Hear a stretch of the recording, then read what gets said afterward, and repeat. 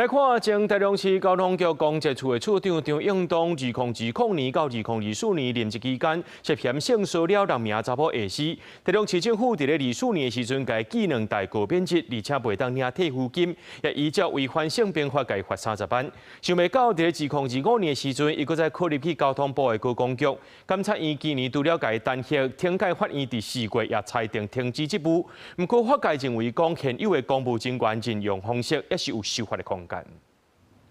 前台中市交通局公職處長張應東勘察第一任職期間對伊卡人性騷擾，時間為2020年到2024年期間，支付第2024年將伊技能大過免職退撫金也免領，另外伊違反性平法罰30萬，不過伊馬上報考高考，及格了錄取個電回公務體系，佫銜接指定年資，庭改法院合議庭審理了後裁定愛停止職務。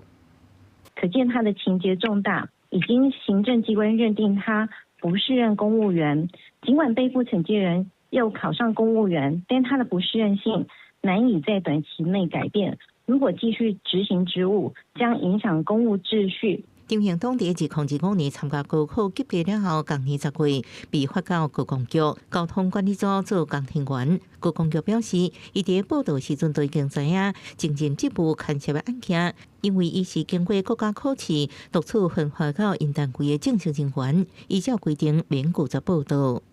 他在台中市政府被停職，但是停職並沒有剝奪再考公職的權利嘛。那等那個懲戒法案判決出來，所以他還是依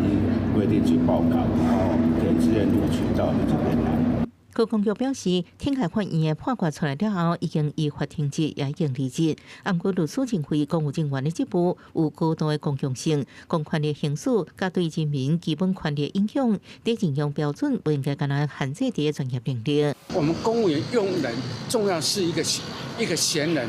除了他的能力以外，更重要是他的品性。如果品性不端的情況之下，他可以立即恢復公務員身份，對整個國家、對整個法治社會是不公平的。律師表示，目前制度無法度排除明顯無適任的人，反倒等提供因合法回歸公權力體系方式的時陣，就出現任用制度的空隙，應該修法，將重新建立大家對公務體系信任。記者綜合報道。